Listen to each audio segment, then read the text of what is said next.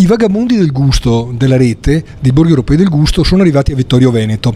Quando si parla di formaggi a Vittorio Veneto, anche volendo fare i cattivi, non è possibile non parlare di Garbellotto. Cominciamo da Garbellotto senior, dico io, anche se è giovanissimo ancora, a dire la verità. Un po' di storia della famiglia nell'arte casearia. Sì, allora praticamente cominciamo con il mio bisnonno. Parliamo di fine anni 800, fine 800 praticamente, e andavano in giro per le latterie a prendere i formaggi e poi diciamo con il carretto andavano per i mercati a venderlo. E poi immaginiamoci che ora si alzavano la mattina, voglio dire. Sì, c'erano altri tempi in tutti i sensi. E poi c'è stata praticamente con i nonni, la nonna da parte di mio papà, c'era la latteria a Cappella Maggiore, e poi ha sposato praticamente mio nonno e da lì hanno cominciato il commercio, insomma. È cominciata la Dynasty dei Garbellotto. Esatto. E poi piano piano da Cappella in una casa normale praticamente con i frigoriferi nel sotterraneo e la stagionatura in cima praticamente al secondo piano hanno cominciato, e da lì a fare i mercati prima e poi anche espandersi un attimino a fare un po' di ingrosso, ecco. Quindi quando dite una storia lunga 100 anni è la semplice verità, non è solo pubblicità. No, è vero, praticamente adesso c'è mio figlio, dottor Andrea, un chimico che si è votato però alla causa casearia, alla passione casearia, e sarebbe la quinta generazione praticamente. 5 generazioni non sono acqua. L'altro socio di Garbellotto, il nome intanto. Massimo. Cosa vuol dire oggi Garbellotto? Come siete strutturati, le proposte? Allora, oggi Garbellotto Formaggi è un'azienda che raccoglie formaggi nazionali ed esteri, importa formaggi francesi, tedeschi anche, e soprattutto comunque cura la località, quindi formaggi veneti e friulani. Noi distribuiamo con mezzi propri i formaggi ai nostri clienti nel Veneto orientale, quindi facciamo un po' tutto il Friuli anche, e la parte orientale del Veneto, diciamo. Cosa anche in Emilia Romagna mi pare di aver letto, non so qualcosina, sì, abbiamo clienti sparsi, certo. Però diciamo che la rete capillare nostra è il Triveneto, ecco. Abbiamo degli agenti che curano la vendita, e con i nostri camion, i nostri mezzi curiamo noi la distribuzione per dare un servizio, diciamo, eccellente anche ai nostri clienti stessi. E le tipologie di formaggi adesso sono tantissime, quindi poi li vediamo con Andrea dopo nello spazio. A proposito del negozio, del punto vendita, è stato appena rinnovato. Noi oltretutto curiamo la stagionatura dei nostri prodotti, quindi acquistiamo prodotti freschi, li teniamo qui anche oltre l'anno e mezzo, 2 anni, per dare una stagionatura, per dare un servizio, e oltretutto facciamo anche delle confezioni, quindi sottovuoto curiamo anche questo aspetto qui di confezionamento, perché soprattutto magari per i supermercati o per le dimensioni. Certo, soprattutto per la grossa distribuzione, perché richiedono proprio i prodotti anche confezionati. Diciamo che sì, curiamo anche il discorso grana, quindi formaggi emiliani, formaggi piemontesi. Sì, ho visto che avete un'ottima selezione di quello che viene richiesto dal mercato, poi indubbiamente, insomma. E diciamo che cerchiamo di svilupparci, di seguire anche i gusti del mercato, di seguire quello che poi è lo sviluppo alimentare, quindi anche con prodotti senza glutine, senza formaggi senza lattosio, e prodotti, diciamo, un po' innovativi che il mercato richiede, ecco. Andrea, finalmente poi questo restyling al punto vendita, dopo lo vediamo nelle immagini, cosa significa per voi e cosa avete inserito? Innanzitutto, diciamo, il nostro punto vendita è sempre stato un punto di forza, perché siamo conosciuti comunque da tanti anni, siamo bene o male un punto di riferimento anche per la gente, e il restyling era una cosa dovuta verso i nostri. Sei stato te che hai rotto le scatole, papà e l'altro socio, per dire bisogna rinnovare. No, di solito i giovani portano anche questa ventata, giustamente. Sono stati sono stati bravissimi, insomma abbiamo cercato di curare le cose nel minimo dettaglio, come diceva prima Massimo, abbiamo cercato di ampliare quindi il nostro catalogo prodotti per andare incontro alle esigenze sempre più diversificate, sempre più sempre più diversi appunto dei consumatori, e abbiamo aggiunto, oltre che altri prodotti proprio a livello caseario e di salumi, anche prodotti enogastronomici, quindi dei vini particolari, dei vini biologici stupendi, sì, biologici e biodinamici, comunque tutti della zona, quindi appunto questa attenzione che Garbellotto ha riservato. La nostra mission, il nostro motto è comunque l'innovazione, però nel rispetto della tradizione. Sono questi due aspetti. Non è facile dirlo, ma non è facile, diciamo, sono contrastanti e diversi, però abbiamo cercato di amalgamare le due cose per arrivare, diciamo, a uno step successivo per l'azienda. Ok, adesso rendiamo vivo il catalogo Garbellotto, ci spostiamo nello spazio e là cercheremo di farvi arrivare il profumo attraverso la televisione. Però ricordate, ogni volta che io faccio queste trasmissioni dico sempre: provare per credere. La cosa migliore è venire a trovare i Garbellotto nel loro punto vendita, e anche perché vi assicuro che è da perderci la testa, nel senso buono del termine. Lo hanno rinnovato con un gusto particolare, non è il solito negozio, infatti non lo chiamo neanche spazio perché mi pare quasi un diminutivo, no? Un diminutivo. Quindi passiamo dall'altra parte, dove cercheremo di carpire ad Andrea il segreto di questo catalogo vivente. Grazie a voi. L'Italia del Gusto è la voce che merita il tuo ascolto.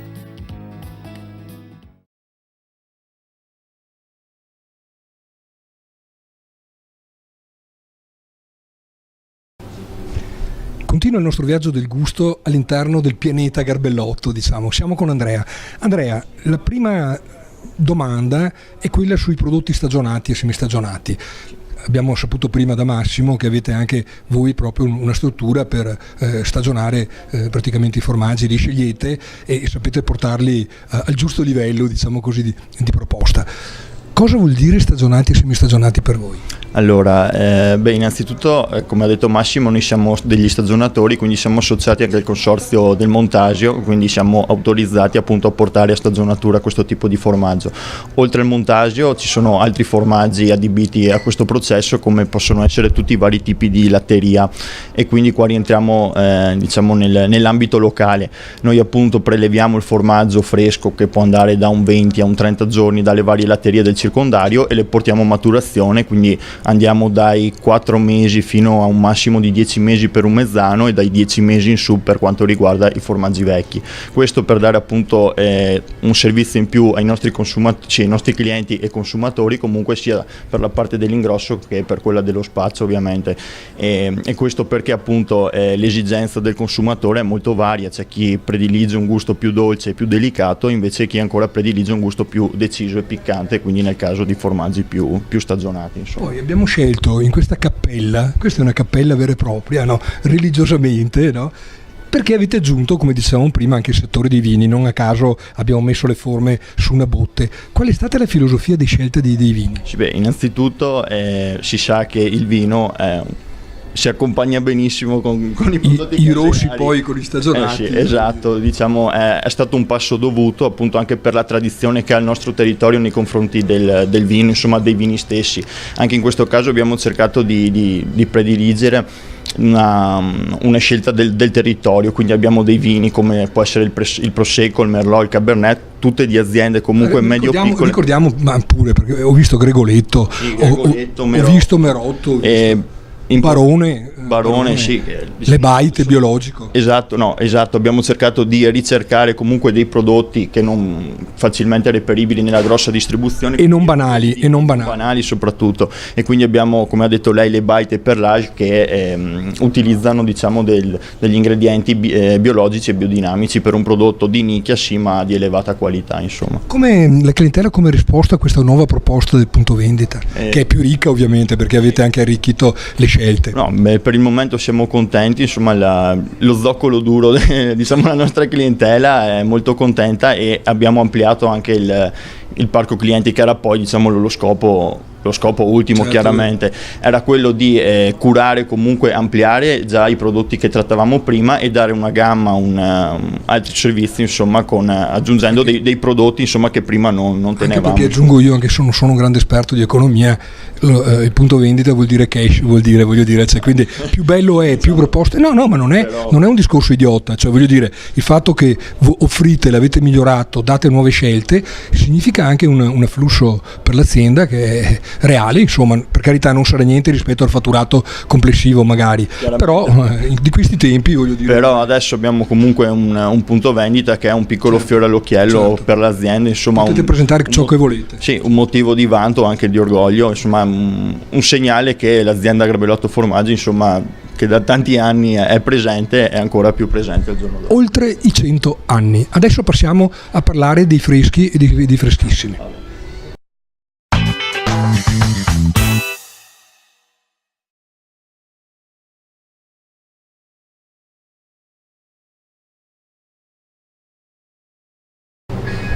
Siamo con Massimo. Massimo, un altro capitolo del catalogo vivente, come l'ho chiamato io, Garbellotto, i freschi e i freschissimi.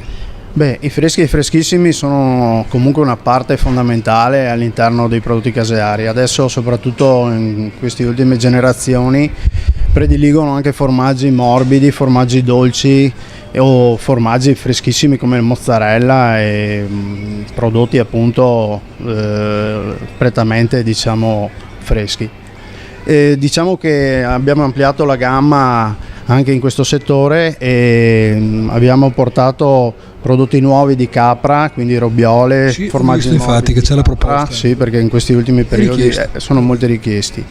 Così anche pecorini comunque freschi, anche spalmabili. E i prodotti, diciamo, chiaramente hanno una stagionalità, quindi soprattutto nel periodo estivo obbliga un servizio molto più rapido. Esatto, nel periodo estivo sono molto più richiesti, nel periodo invernale hanno un certo rallentamento, però in linea di massima vediamo che hanno un costante consumo e soprattutto un consumo in crescita, proprio perché i giovani si stanno un po' portando più che verso gli stagionati verso i freschi. Cerchiamo anche qui di prediligere prodotti locali comunque, se possibile, perché ci sono diverse aziende, caseifici locali trevigiani che curano anche mozzarelle di bufala per esempio, o comunque formaggi morbidi e formaggi di poca stagionatura.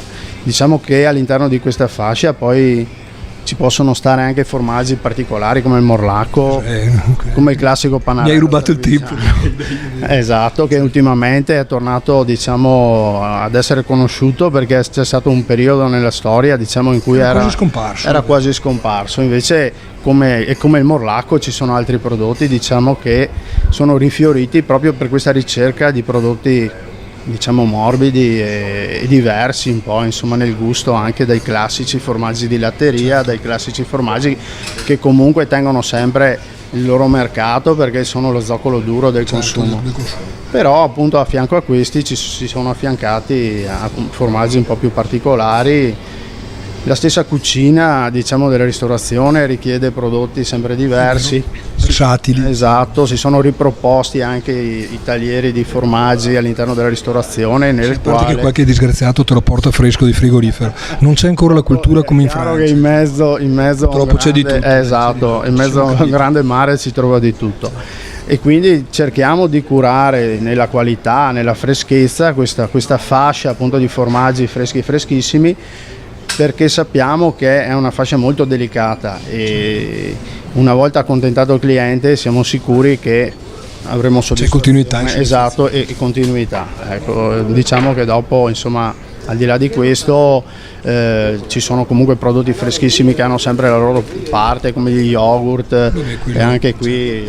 Anzi, oggi nelle diete è diventato di nuovo, c'è un ritorno. Massimo, grazie. Passiamo adesso all'ultima parte, l'altra Europa e gli altri prodotti. Grazie.